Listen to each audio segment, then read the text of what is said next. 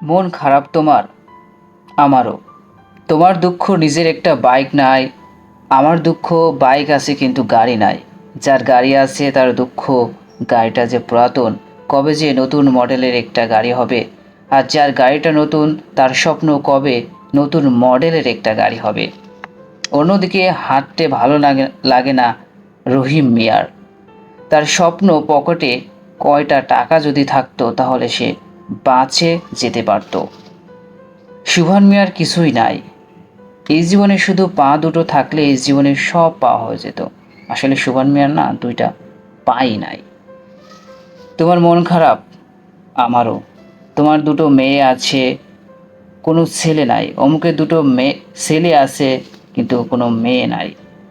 আবার আবিরের দুইটাই আছে কিন্তু তারা সুস্থ নয়। আবিরের চা সুস্থ বেবি, তোমার চা একটা ছেলে বেবি, অমুকের চা মেয়ে বেবি। নার্গিসের আবার আফসোস, অমুকের বাচ্চাগুলো দেখতে কত সুন্দর, আমারগুলো কেমন জানি।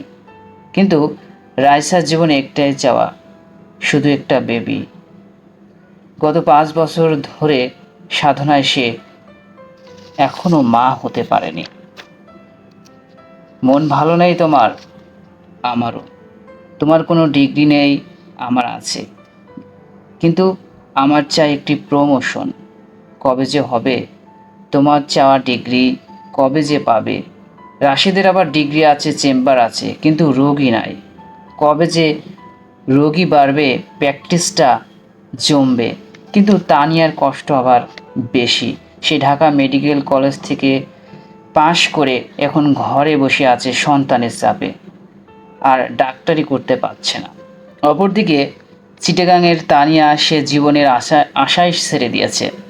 মেডিকেলের 5ম বর্ষে এসে কিডনি দুটোই তার নষ্ট, ডায়ালিসিসে তার জীবন চলে। সে আর ডাক্তার হতেই চায় না। সে আর কেউ যদি একটা কিডনি তাকে দান করতো। মনে কষ্ট তোমার? আমারও।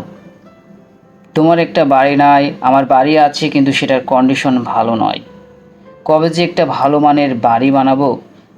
পিয়ারও একই দশা, ওর কিছুই ছিল না, এখন একাধিক বাড়ি আছে, গাড়ি আছে, কিন্তু ওর স্বামীটা না আর কাছেই নাই।